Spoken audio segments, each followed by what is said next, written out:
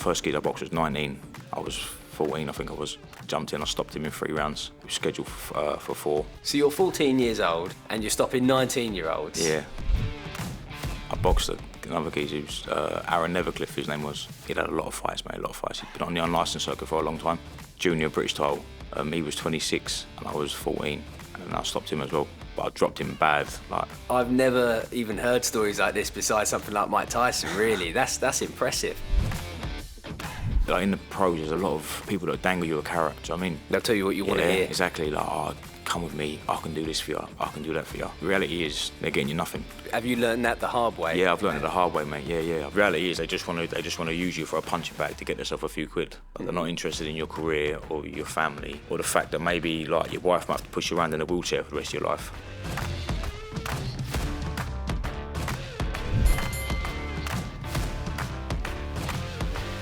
Did you ever read the book The Four Kings? I never know. Really good. So it's obviously about Duran, Leonard, Hagler and Hearns. And it's the book's so well done. I can't remember the guy, but he's a boxing historian. And the way he does it, like he talks about all the each fighters, a bit about their backgrounds, going into the fights. Like there's so much detail about that era that, like, obviously we look back now. Be good, man. Oh, if only we were. I'm not a really good reader though. I didn't really go to school, so. Audio book. Yeah. Audio book, yeah. You can get on Amazon. Audible or whatever, yeah, 100%. Yeah. I'll send you a link. Yeah, I like to listen to that. So you're struggling to be matched at the moment, is that right? Yeah, that's right, yeah. Why is that? Just our work, man. People don't want to take that fight, like, it's dangerous from. I'm not sort of fellow who's going to come and, like, try and jab your head off and win on points. Like, I'm coming in there, like, I want to hurt you, so I want to get you out of there, even if it's a journeyman, I don't care who, like. Yeah, you want to put on a show. I want to put on a show for the fans, and I want to make a statement. Like, if that geezer's never been stopped, I want to try and knock him out. Because that way then people's thinking, it make people stand up and I think, well, okay. We were there for... yeah, Valencia. Yeah, that was brilliant. That was so good. Tried my best to get him out of there, though. Tried my best to get him out of there. But, like, you still box well. Yeah. You still box, and obviously you're still early on in your career. I didn't even have no sparring for that camp or nothing. Like, it was terrible. Really? Yeah, like, I think it was about 3 weeks out, I was going to pull the fight completely. Do you know what I mean? I had no sparring. I had an operation on my nose. What happened to the nose? I was sparring. It was a long, ongoing thing, but I had a hematoma. Yeah. In my in the middle of my nose, basically. So and every time I dried blood, right? Yeah, no, it was like it was bleeding internally. Like it was swollen completely. I couldn't breathe out my nose. It was like swollen. I mean, through the middle. And then I had to go to the hospital, have that drained out, and then I couldn't spar them for like weeks. Do you know what I mean? And it was like everything just went upside down for that fight. Literally, like no sparring. And then I hit a wall about 2 weeks out from the fight in training camp. Body was just finished, like, you know what I mean? Wow, so yeah. I was just trying to scrape by, just get through the fight, and I thought, and when I got there, like, everything just flipped on its head the last few weeks. I mean, normally our normal training regime just wasn't cutting it, do you know what I mean? I was just literally so tired and so drained, so I think that's probably from the stress as well, do you know what I mean? Like, everything else was going on around me at the time, but I still got the fight away, still got it done. Yeah, well, you still look good. I didn't have a clue any of that was going on. Like the stresses that boxers go behind closed doors sometimes. You wouldn't have a clue, would you? No. Nice. There's a lot that don't go written down, is it? I mean, like, it's not all documented, do you know what I mean? Yeah, and you had a lot of support that night too. Yeah, I think it was one of the loudest ones. And Black Box, are you enjoying being on those shows? The production's so good, isn't it? Honestly, yeah, it's a different level. Do you know what I mean? Like, I've been to a lot of professional shows, and I think Dean puts on a really good show. So I mean, my cousin Scott, I mean, he's heavyweight. I don't know have you met Scott? Scott. He's Saywood. Scott? No, I haven't. He's the big, massive geezer that walks out of me when I do my ring walks. Yeah, they done a thing on him the other day. He's statistically, like, he's the biggest heavyweight in the world at the moment, boxing. What, as in heaviest? No, biggest, tallest. Oh, okay. How tall is he? Heaviest. He's like 6'9.5", I think, and 25 stone. Wow. Do you know what I mean? Like, he's an absolute giant. And what's his record? He had 4 pro fights. He had 3, and then they give him, who's British champion heavyweight at the moment? Dillion's boy, isn't it? What's his name? British champ. I don't even know who it is at the moment. Google it quick. Yeah, Google it. He's a bald-headed geezer, but they rung him on 24 hours notice. Yeah. I mean, Scott was in the gym, sort of getting a bit stale, not really training, obviously working. And he got a phone call 24 hours before to basically take the fight. Yeah. So obviously they offered him a nice payday. He's, all right, bang, jumped in. My dad wasn't training him at the time. Do you know what I mean, he was with someone else, but he took the fight anyway, and then Fabio Wardley. Yeah. So he boxed Fabio basically on 24 hours notice. Had a good scrap in the first round. I was very to and fro, and I think Scott took a shot in the second round, took a knee, and he stood up ready to go again. The referee just waved it off. So it was like fuming about it. He sort of had a bit of time off again and ended up joining the fire brigade and whatever. And then sort of boxing was, like he was just cracking on with his family sort of thing. I mean, got himself a house mortgage. So do you think if he didn't take that fight with Wardley on short notice, maybe he'd still be boxing now? I mean, like, he wouldn't get any opportunities. Do you know what I mean? He's a big geezer. He can fight, mate. Like, he's fucking so fast. Like, he fights like a middleweight. Do you know what I mean? Like, his hands. And it's even harder to, obviously it's hard to matchmake you right now, but to put a 6'9" heavyweight against any journeyman. Yeah, they're the one paying proper money. Do you know what I mean? Yeah. Like, he gets signed very quick, I think. Do you know what I mean? Once he gets out in the next show, he's boxing in September, I think, September 2nd, on Johnny Clark's show, Top Tier. Okay. So he's gonna fight on there, and then I reckon after that, he'd be signed with one of the big boys like Matchroom or Frank or one of them. Do you know what I mean? Because he is generally, it's like, you know, if you go to a circus and see the big geezer, like that's the sort of thing you're gonna watch. So I'm saying, when that geezer steps in the arena, like, whoa, like, where'd he come from? Do you know what I mean? My name is Dennis McCann, professional boxer for Frank Moore and MTK Global. This is Fortress Boxing. A lot more protection, it's a no-brainer around your thumbs, around your knuckles, around my wrist. That's exactly where I have the problems at. They're very compact, so I feel like I'm punching hard with them on as well. And I feel like when you got sparring 14, 16 ounce gloves, the smaller wraps can't really. They're too small for the gloves. That makes sense. So these are a bit bigger, and they're getting the gloves a bit more. They're making them more compact.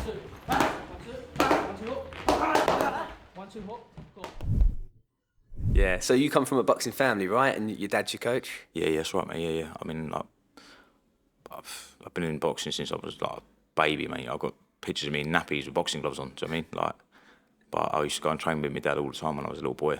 Like I said before, he was at Frank Maloney's Fight Factory. Before that, working with Eugene. He's worked with Barry. He had his own gym in Canary Wharf. I think that was under Barry as well. I used to go there all the time with him. Like, he was training all the pros up there. So how was that growing up then? You must have loved it. Yeah, it was good, man. I got to watch some good fights. I got to watch some good sparring as well. Oh yeah, I bet the gym wars are probably better than the fights, right? Unbelievable. I see some serious punch-ups in the gyms. I mean, was there anyone that you looked up to, any of the fighters back then as a kid? Not really. It was just always my dad. Do you know what I mean? Because he was sort of always in the mix of it. I didn't really know any fighters back then. I was just a little boy, and my dad.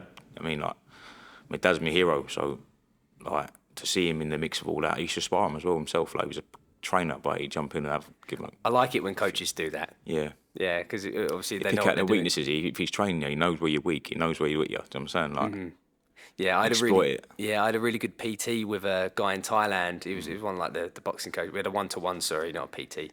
And we just sparred for like the first 20 minutes. Yeah. And he just then told me after, we need to work on this, and it. And he just pretty much exposed everything. Obviously, it was brilliant. So after that, for like the following 2 weeks, I was just working on little things that he was saying, and it was great. I think sparring a coach sometimes where they can sort of point it all out is very beneficial, especially at a smaller age. He's always been in it, my dad. Like, I mean, when he was younger, he used to box anyway, but he was really heavy. My dad was about 25 stone. Oh, wow. You know what I mean? And then, like, as he got older, he lost loads of weight and started training, and he was in the gym more. Then he just ended up. Rob Jeffries used to. He was an amateur. I think he won a few national titles as an amateur, but he turned over and ended up contacting my dad. Like, they knew each other anyway, but he contacted my dad to train him. My dad took him in 8 fights, like basically one in the southern area, and he was stepping on, and then ended up parting ways just after that. And then Rob never boxed again after that. Like, once he split with my dad, they just weren't the same. Do you know what I mean? Yeah. But I feel like myself as well. Like, I couldn't never leave my dad because it's always just been us. Like, it wouldn't feel right being in the gym without him. Do you know what I mean? So, what amateur gym were you at? And was your dad obviously a big part of it still then, or yeah, always, was he in the amateur gym, or did he train you separate? My uncle, he had an amateur gym, Alpen and Cray Valley. So, like, that's where I'm from, St Mary Cray. I've lived there all my life. But he had a gym over in Tillenbourne Green called Alpen and ABC. He was there for years. I used to go down there. I wasn't even really interested in fighting. I just used to enjoy the training and going to the gyms, I mean.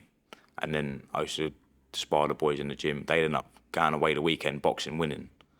I was looking at them thinking, like, Like, I can do that. I'm smashing you up like 2 or 3 times a week sparring, and then you're going out and winning fights.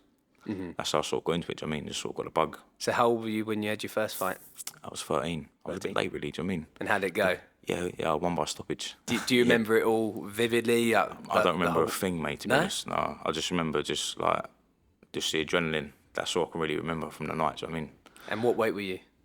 60. No, I was 58 kilo. Oh, My first fight. Yeah, I boxed a kid. He was 4-0 from Marvel's Lane. Obviously, it's my first fight. Do you know what I mean? But I was thinking like he was like a bulldog as well. I remember like, I was looking across the ring and he was just staring at me like a bulldog. I was thinking like a bit nervous. I mean, but I got stuck into him anyway, and I stopped him in 2 rounds. Solid. So I was like flying off to a flying start. Do you know what I mean? Well, on paper, yeah, like you'd think, oh, I don't know if I'd even match them here. Yeah, and then my second kid, I gave him 2 8 counts. So I was like, And this is at a low weight as well. Yeah. So obviously, after your first few fights, you told me off air, you just went to open class, and that was it. Yeah. I mean, I had a bit of a break from the amateurs. It was the end of the season, yeah, and there was a few unlicensed shows. It was out of season, obviously, and I knew that if you declared them to the ABA when you come back, that they'd accept it. Do you know what I mean? So I jumped on a couple of shows. I boxed. First kid I boxed was 19. I was 14, I think I was. Yeah, and he was 19. I remember him like coming in the change room, looking at me, staring me out, giving me all the. I mean, I was thinking like, what's going on here? Like, you know what I mean, and ended up jumped in. I stopped him in 3 rounds. It was scheduled for 4. Won the IFA Southern Area title that night, and then I boxed. So you're 14 years old. Yeah. And you're stopping 19-year-olds. Yeah. And this is just like in the off season of the other season anyway, and you're just flying through them. Yeah. And then I boxed another geezer who's Aaron Nevercliffe, his name was. He'd had a lot of fights, mate, a lot of fights. He'd been on the unlicensed circuit for a long time. And then I ended up getting a fight with him for the British title, for the IFA, like, junior British title. He was 26 and I was 14. And then I stopped him as well.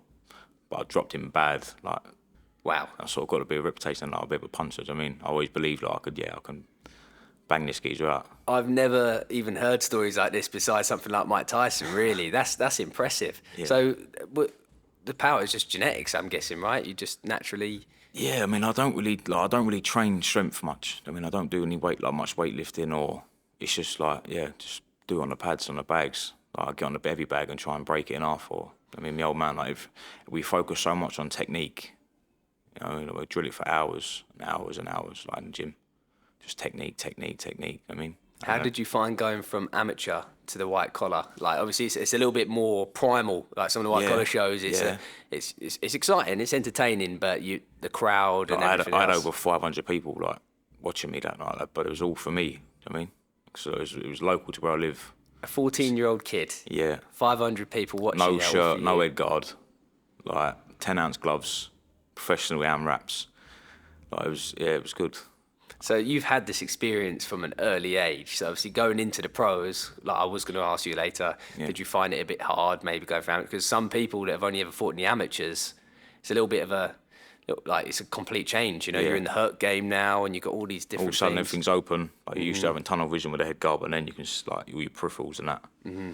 But yeah, I mean, I done it. I took the leap a lot younger than a lot of people. So I sort of, it's just like comes natural really. Who was your hardest fight in the amateurs and unlicensed? Is there anyone? In the amateurs, probably I'd say my second to last fight in the amateurs was in the ABA's Southern Counties. I boxed a geezer called Edward Harradine. So he'd won loads of world titles. Like, there was a certain type of karate they used to have. He was on GB, but they'd basically wear like little mitts. Do you know what I mean? Like little cloth mitts on their hands. Like, so anyway, but he won a couple of world titles at that, and then he ended up coming to the amateurs. I met him down in Hastings, I think it was, in the Southern County finals. First time I ever boxed 4-2s, no head guard, because it was a senior then. Mm-hmm. Yeah, I got cut, but it was a good scrap. Like, it was 4 toe to toe. Neither of us took a backward step.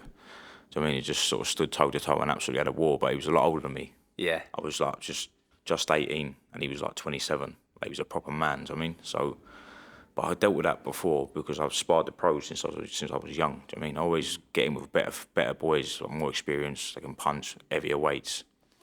So yeah, just sort of dealt with it. But that was a tough fight. What made him such a tough fight? Was it just because he was? Just because I was just hitting him and he wouldn't go nowhere. Do you know what I mean? Like, normally I hit people when they run.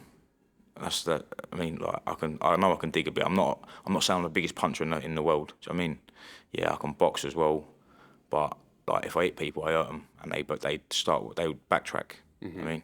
Well, it's natural, you know. As soon as you take a big shot, you want to sort of You step wanna back take a and step back, avoid do you know what I it. mean? So for him, I'm guessing he took the best shots and he just kept Yeah. coming forward. I'd like to see this fight. Is Honestly, it on you know YouTube? what? It's not on YouTube, no, but I can send it to you. I'll send it to you over. Yeah, I'd love to. But yeah, it was a war. Like, even the referee never even got involved once.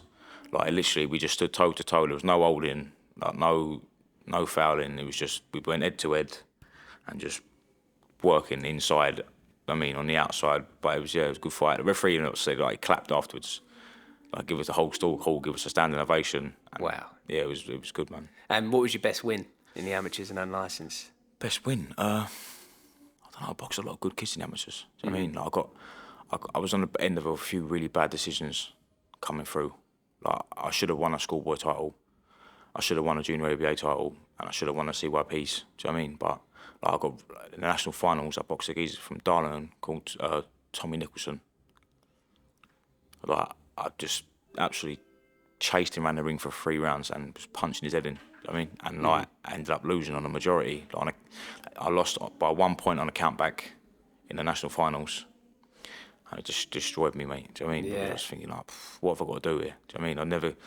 I'll never get the toss of the coin. You know what I'm saying? It's like I'm always on the bad end of I've never been on the good end of a bad decision. Do you know what I'm saying? It's always been me the other way around. You hear it all the time in the amateurs, Yeah. but like, you see it as well. And unfortunately, it's quite dated. You see some of the judges ringside, and nothing against them. It's a hard job if you've got like 20 fights that you're doing, but like, sometimes I've seen them and they're not even looking at the fight, or like, some of them are on their phones nowadays. Well, they've got milk bottles that thick. They can't even see a piece of paper in front of them. They mind judge a fight. Do you know what I mean? Yeah, so But I'm not putting them down. Do you know what I mean? No, They do it all. They do it all, and they're helping a lot of young kids come through, and it's a good thing. Yeah. But it can ruin other kids' lives as well. Do you know what I'm saying? Like, you think about it, like, a kid's got his heart and life and his dreams set on like that. Even all the Olympics. I mean, you see it in the Olympic finals. Yeah, well, that's why they're stopping. That's why they're stopping amateur boxing in the Olympics, because of the corruption. Because of the corruption, yeah. Do you know what I mean? But it could actually. I know maybe it's fun and games to them, but for people who are taking it seriously, you're ruining kids' lives. Do you know what I mean? And you're robbing their livelihood, because if you get those titles behind you, then Like, then I know for a fact, if I'd have had the crack of the whip at the right time and put in the right position at the right places, I would have been on Team GB. Do you know what I'm saying? Because I was good enough. I was sparring GB boys, and like, doing well. I mean, I used to do a lot of sparring with Daniel Woolidge. Yeah, I sparred Chevron Clark. I remember, like, in my amateur days when I was down there, I think I was 17. So you're travelling up to Sheffield. No, I went down to Gravesham because that's where Chev's from, like Gravesend way. So I went down to his gym in Gravesham, and there was me and 2 other boys. We turned up to spar him that night. Yeah, I mean, Chev's a tank. Like, I say by far, he's probably the best person I've ever shared the ring with. And he's flying through the ranks right now. Flying through the ranks now. I'm telling you, that geezer can punch, mate. He can box. Like, you ain't seen him box yet. Do you know what I mean? Yeah. He can box. Like, but jumped in the ring with him anyway. 2 boys jumped in before me, 2 senior boys, like, again, like elite boys on GB. He stopped both of them. He stopped one in about 30 seconds, and he dropped the other boy in a round of a body shot. Yeah, and there was no more continue. And I was looking at them 2 boys thinking, right, they've just gone in there now and got wiped out, and now I've got to go in now and try and do something. Do you know what I mean? And he's probably going to wipe me out as well. Like, I was going through my head, I was thinking, like, he's going to try and gun me. Like, he's just took both of them out, and now he's going to gun me. But yeah, I jumped in, done 4 rounds with him. Competitive as well. Like, I mean, I won't get. Don't get me wrong. He's a lot heavier than me at the time. I was boxing at 74, and he was like 81. So he had a stone on me, but it was competitive, man. Do you know what I mean? It was a good. Like, that's probably the best caliber of person I think I've sparred. Do you know what I mean? Yeah, that's brilliant. And I'm guessing you've always been the underdog really throughout your career because of you've always had to be matched with the better people on paper. Yeah, I could never get a fight in the amateurs. Like, I was just so avoided. I travelled to loads of different clubs. I left my uncle's club, so I boxed at the national finals in the CYPs. I met Stewie Gill up there. He had Jack Stringer in the final with Louis Edmondson. So I chatted to them boys in the change room, like become sort of friends with them. We was talking about going down for a bit of sparring, maybe. So I ended up going down a couple of times to Stewie, and then we ended up. I thought, well, no one really knows me down that way. I was always coming through London, through the London route, do you know what I mean? South East Division of London. So I thought I'll go down that way, Hampshire, Surrey. Moved down there, got a couple of fights under Stewie, a couple of knockout wins. And then I went into a championships, and I got my license got suspended in the amateurs a couple of times as well. Like, Why? Shit, because of the unlicensed fights. But I declared them.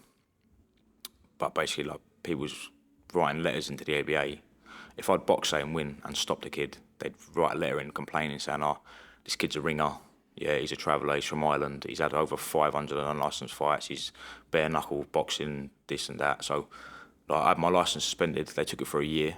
My dad ended up having to go all up to Sheffield, have meetings with them and all that to get the licence back. Got it back. I was back boxing for about 4 months, and they suspended it again for another 6 months under investigation. So it was always like that. Do you know what I mean? I was always getting the sort of rough end of the stick. Yeah, that's tough. But I do also understand from their point of view, they're completely two different things. Yeah. And even though you said you declared them, Yeah. they don't know that. Yeah. So it must have been such a tough political moment when all you're trying to do is fight, right? And they're probably looking at it thinking, this kid's had 4 fights, but he's just beat the reigning junior ABA national champion. He's had 6 fights now, or he's just stopped a European silver medalist. Like, where's this coming from? Do you know what I mean? Like, how's he managing to do this? What they're saying must be true. Do you know what I mean? Because for someone who's had 4 or 5 fights to go in with them sort of boys and stop them and beat them convincingly, like, there's got to be something going on there, isn't there? Do you know what I mean? But like you said, you were boxing in the open class anyway. So does it really matter if you're in the open class? You know, do you know Terry Gillen? Yeah, I don't know. He's one of the head ABA officials. I mean, he said to me one day after, he said, the problem is, son, he said, you're too good for your own good. That sucks though, because Yeah. obviously all you want to do is match and get the experience. Would you say you fought out of everyone, all the types of styles, and you feel comfortable in the pros now to go against, you know, the counter punchers, the hard hitters? Yeah, Would you say you fought all of that? I've been in with so many different people, mate. So many. Do you know what I mean? I've sparred so many good pros as well when I was only young. I mean, I was 17 and I was looking at turning professional because I didn't really gel with the amateurs anyway. I didn't like it. Do you know what I mean? It was very like it's like a sprint. I mean, I started getting warmed up after 4 rounds. So, like, going into that, I was thinking, I just want to turn professional. Like, it's always been what I want to do anyway. I wasn't really interested about the amateurs. That was just for me about just building up experience and getting as much good sparring as I could to prepare me for the next step. Do you know what I mean? And obviously, I didn't get a crack at the whip at the times when I should have done. Like, I would have loved to have. I've gone and boxed out in Europe and gone here in 3 nations, but it never happened for me because it always got stumped at the wrong time. Do you know what I mean? But so I was 17, looking at turning pro. Ended up got a meeting down in Frank Warren's office. Travelled down to him. Me, Faz, my cousin Scott as well. Ended up sorting out a sparring trial at TKO. I went down and sparred Tom Baker. Box Nation was covering it at the time, so they was down the gym filming the spar. I had a really good spar with him, and they was over the moon. Yeah, ended up getting a contract sorted out. But when I went down to sign the contract, Frank's name weren't on it. It was being signed up. Do you remember Jason McClory? Mm-hmm. Yeah. Yeah, he used to be the matchmaker and do the bits and pieces. But like was it Dean Powell? Was it? Dean Powell used to do it as well. He used to basically sign fighters, but they'd be signed under him underneath the promotion. So it was like a separate. That happens quite often, Yeah, right? but I went down and sort of see the contract, and I thought, well, if Frank's name's not on it, I'm not signing nothing. Do you know what I mean? Because I'm not, I want to go straight to the main man sort of thing. I'm not going to be signed under Yeah. this person, that person. I think, do a lot of people now sign with Francis Warren? Is it? Francis, yeah. Yeah, Francis, so they'll sign with him, but be under the Frank shows. Be under the Queensbury, yeah. So what did you do after that then, when you turned that away? After that, I mean, so I left that and then I ended up trying to go for a few different other angles, tried approaching Matchroom. I ended up, got some sparring with Joe Pigford.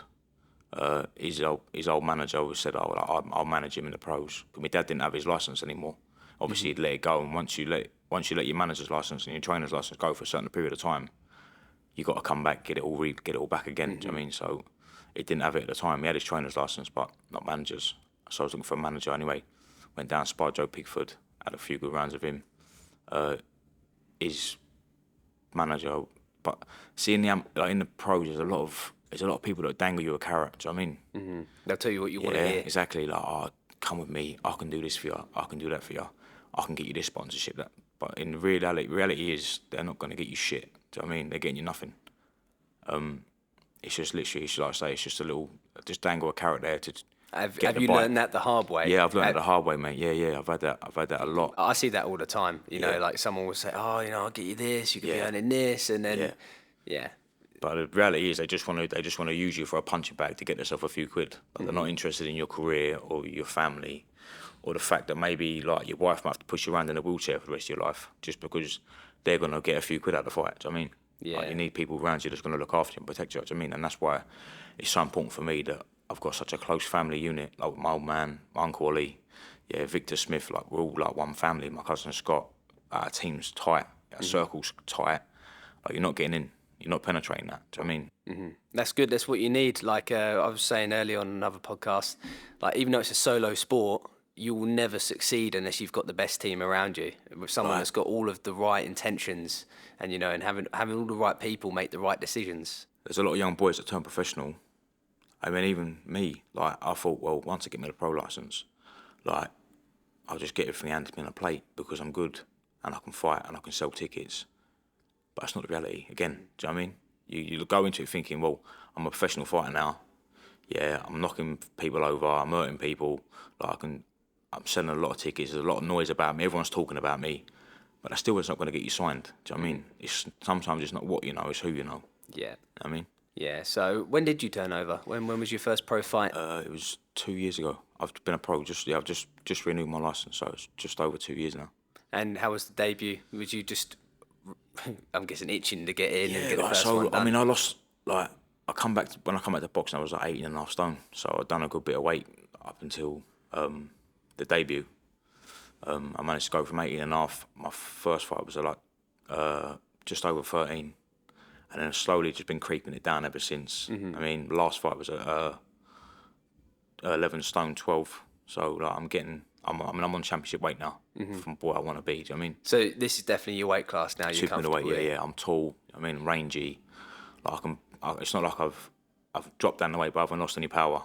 Do you know what I mean? That's good. Yeah, and you look big for the weight anyway. Yeah.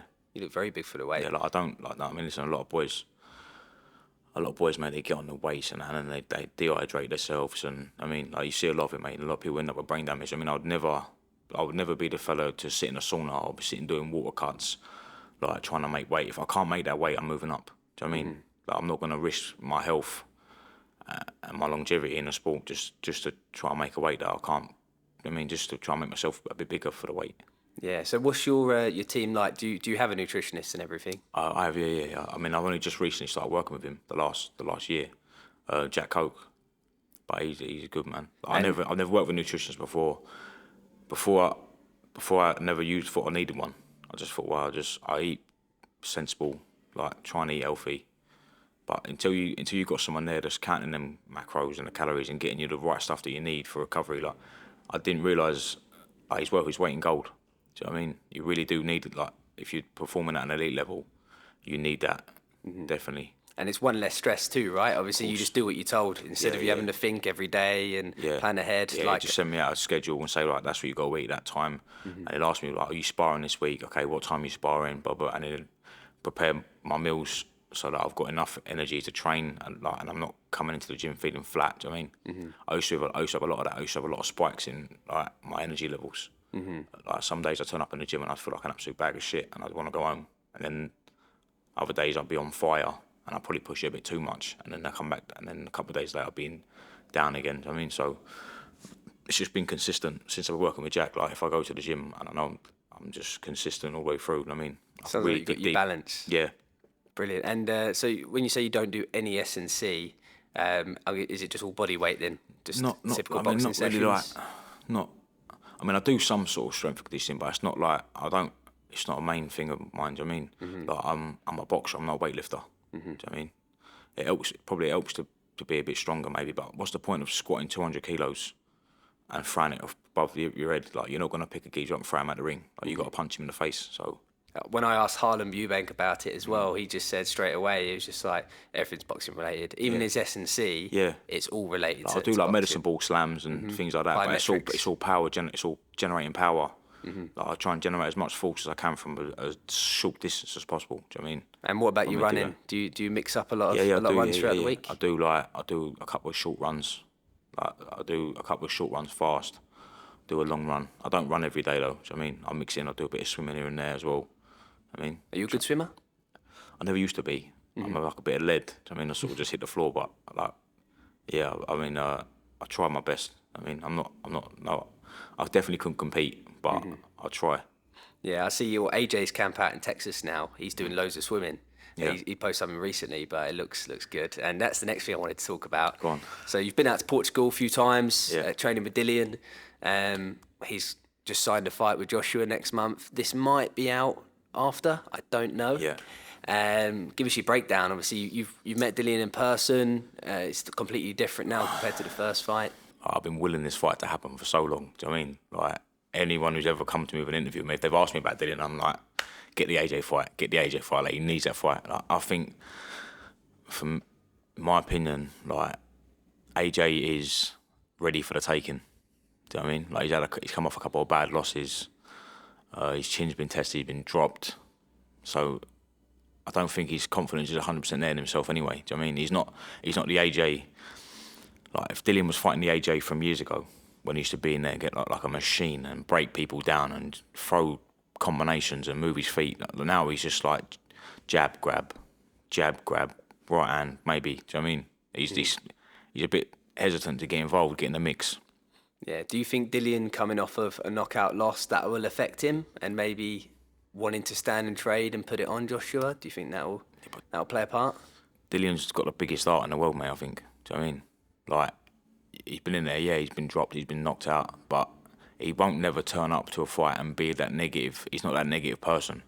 He's a fighter. Do you know what I mean? He's from the streets. Like, he's had hard upbringing. I mean, like, a lot of fighters have, though. But he's got that fire in his belly, do you know what I'm saying? Yeah. And, like, he will fight. And he don't like AJ one bit, so it's going to be a good fight. Yeah, well, I was gutted with his fight with Fury. There was a lot. It's easier said than done. As a fan, easier said than done. When you're watching him fight Fury, obviously, even with the size of him and stuff, there was a lot of stuff that White was doing, and it was frustrating to watch when he just couldn't get his range. He was throwing his double jab, getting in, and then he was just staying there taking punches instead of landing the next shot. And it's so much easier said than done. So much easier. But then, like, I don't know. I feel like that wasn't the best Dillian White that even showed up to that fight. That's just my opinion. I've seen him have much better performances, and he didn't look like he really got into it at all. That was for me a bit gutting. But I know full well going into this fight, there's a lot of bad blood. He's been in camp for a long time. Do you know what I mean? Like, a lot people don't know that, and they just think, he's just over there just messing about or whatever. But genuinely, like he's had his S&C coach over there. I mean, I was over there months ago, before my last fight even, and he was training hard then, like every day. Do you know what I mean? He was training like he was in camp, and he wasn't even in camp. What's the dynamic like out there? Like, what's the gym setting like? Is it good? He's got a like Nelson, his name is the geezer. He's got a champions training camp and a fitness gym as well. So like they do like all the bodybuilding, the it's WBBF, the women's bodybuilding and men's. Okay. But there's a really, really good, like, well-equipped weights gym over there. It's with a studio, and then they've opened a new gym now as well. Like, it's like a 5-minute walk from the seafront. But mate, I'm telling you, it's the best gym I was ever in. Do you know what I mean? Like, it's like a palace. They've got every machine, the best of everything. Like, it's there. So if you've got the knowledge, then it's the right place to be. Yeah. Is there a lot of hills out there as well? Obviously, Portugal, there must be, right? Yeah, there's a lot. Yeah. Did you do a lot of hills? What was the training like actually with White? What was you getting up to? I didn't really run. I was just in the gym with him. Like, I didn't really do his runs and stuff. Like, I think he goes to track a couple of times a week and does his. He said, "I'm too big to run, man." You know what I mean? Well, they don't even need to. No. They don't need to run. He does a lot of like bike interval stuff and long distance rowing and.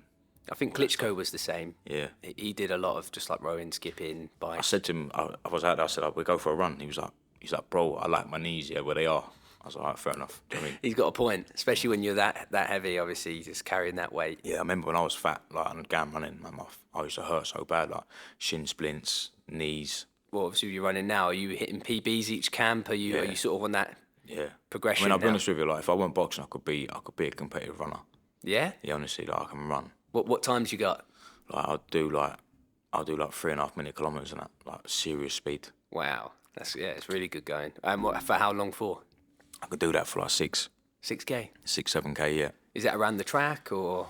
If it's on a flat surface, I'll do it on the road. I'm gonna do most of my runs on the road. Do you know what I mean? Like I'm living in Burgess Hill at the minute, in Sussex. But like from there to Brighton Seafront's like 14.5 mile. I've done that in like an hour and 15 minutes the other day. Like going. It's really good, Do you know what I mean? yeah. Hour and 15 minutes. Yeah. So it's just pretty much just over a half marathon. Yeah, but it was like I was running flat out. Like, Yeah. I mean, Is it hilly on the way there? yeah, they've got like Jack and Jill Hill. That's a killer. Yeah. Honestly, like you get to the bottom of there and you're just looking up at a mountain. I mean, you get to the top and you got the descent down's even worse. Do you know what I mean? Because you're tired then and And your knees. you got to try and keep it going. Like, Brilliant. And in terms of actual sparring now, are you travelling to other gyms? Are people coming to you, or are you just sort of out of camp right now, waiting for news? Yeah, I mean, I'm still ticking over. I ain't really been travelling much. I mean, I don't really like travelling for sparring anyway.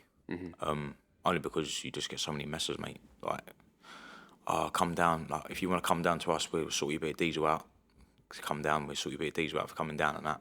Don't mind doing that. Do you know what I mean? Like, I'll go anywhere. I'll go to Scotland. If they're willing to pay for us to come up and they want to spar, they want me to come up. I'll come, not a problem. I'll go anywhere, man. I've got gloves. I will travel. But when you got promises, like false promises, oh yeah, if you travel down to us this time, we give you a bit of diesel money to come down. We'll travel up to you next time.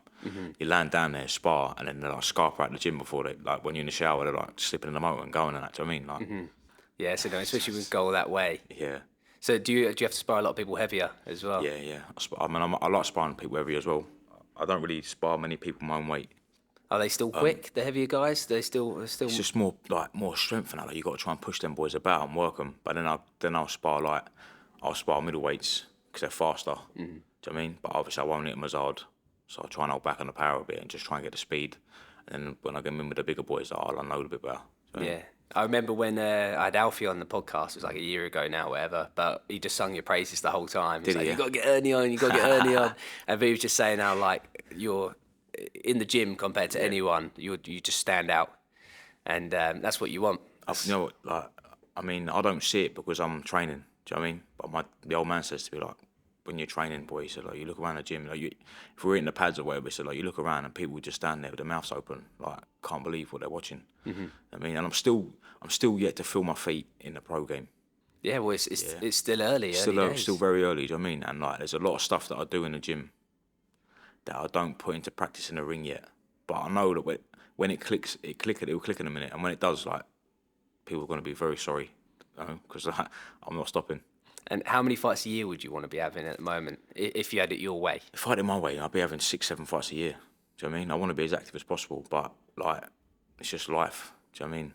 Like, I've got to fund everything myself, all my training camps. And when you're in camp heavy like that, and you're training 2 or 3 times a day, you ain't got time to go to work. I mean, so what I'm doing at the moment, I'm working, saving some money up so I can afford to have 6 weeks off and train and fight. I mean, Have you got any sponsors? I'm sponsored by Well, yeah. They sponsor me like a per fight basis. So, Nice. Yeah.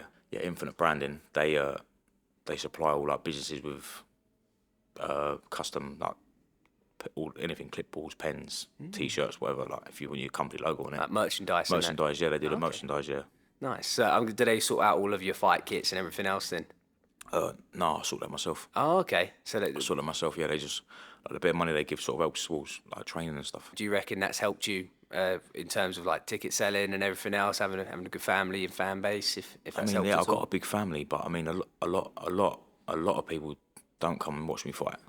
Do you know what I mean? Like, I just got a lot of friends, and I got a lot of people that I get on with. Do you know what I'm saying? So my fan base for my tickets is mostly my friends, extended friends. I mean, people I know through people. Like, Have you found, or you obviously haven't, that the fact that sometimes it can be quite hard when you're training all the time to want to be sociable and meet people and keep up appearances? I've never been a drinker, and like I don't do that. I mean, I'm completely teetotal, and I've been since I was young. I mean, my granddad died; he was drinking, and I'd see a bad side to drink. I mean, yeah, my dad's never been a drinker, so it's not really ever appealed to me. So I'm not the fella you see like out meeting friends in nightclubs, and I mean maybe I go for a bit of food, but like drink don't pass my lips.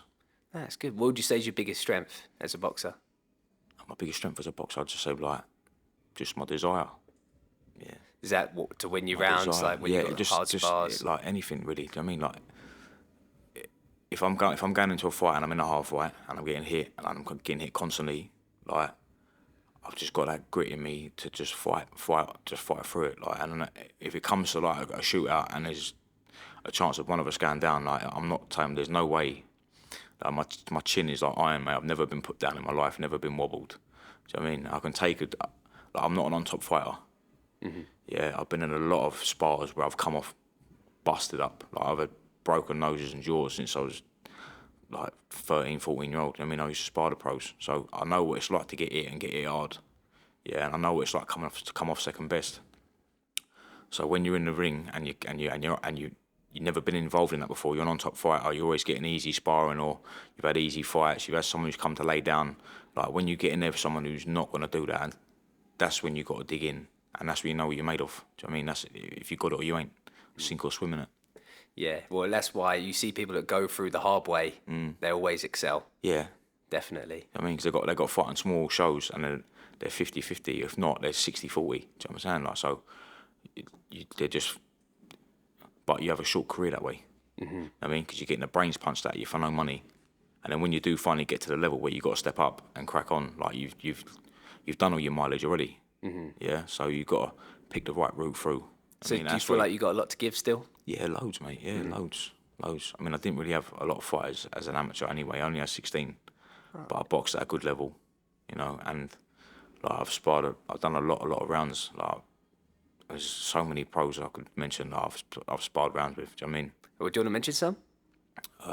Like Conrad Cummins, George Hilliard, John Honey. He was a journeyman back in the day, but he won a Southern area. And once he won the belt, no one could fight him. They ended up paying him to relinquish it. So I've done a few rounds, like done loads of rounds with John. People always forget journeyman, even with losing records. Some of them are still so skillful and talented and could go, but they've just chose that route. Like they chucked him in for the Southern area, thinking he'd get smacked up. Do you know what I mean? That was the truth. And then he busted the geezer in and won the title. And then his phone never rung after that, but he was champion. You know what I mean? And then they ended up. I think they give him about $8,000 or something just to give the belt up. And he said, "Well, I wouldn't have got that even if I boxed and defended it. So I let it go, sort of thing."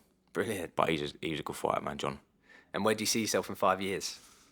It's difficult to say, really. Do you know what I mean? Because I mean, I'm all in. I'm all in, but it just depends on how things go for me personally. As in, like activity, and I mean, I could box. I think I'm at a level now where I could box for an English title or Southern area and win it easily outright. I think I'm above that level. Do you know who the champion is right now? I don't know. No. But I generally don't care. I just know. Have you spoke with Dean about this to try and make that happen, possibly? No, see, Dean's not my promoter. I just fight. I mean, I'm freelance. I mean, I fight, and if the deal's right and I can get. I mean, I bring a big crowd with me, so people want me on the show. I put on a good performance. I always come turned out well, so like I can fight anywhere. Do you know what I mean? But I mean, my manager, like, we want that really. Like that's the next step. Yeah, maybe one or two more, and I'll be in there. Yeah, but that's just to sort of build the numbers up a bit. Have you been doing 10 rounders in sparring and doing that fine? Yeah, I'll spar 10, no problem. Yeah? Yeah. So do you find it hard going from 10 hard competitive rounds to a journeyman in front of you that's there to survive for 4 or 6 rounds? Like with me, I think I'll get the better the competition, the better you see of me. Do you know what I mean? Like, yeah, man.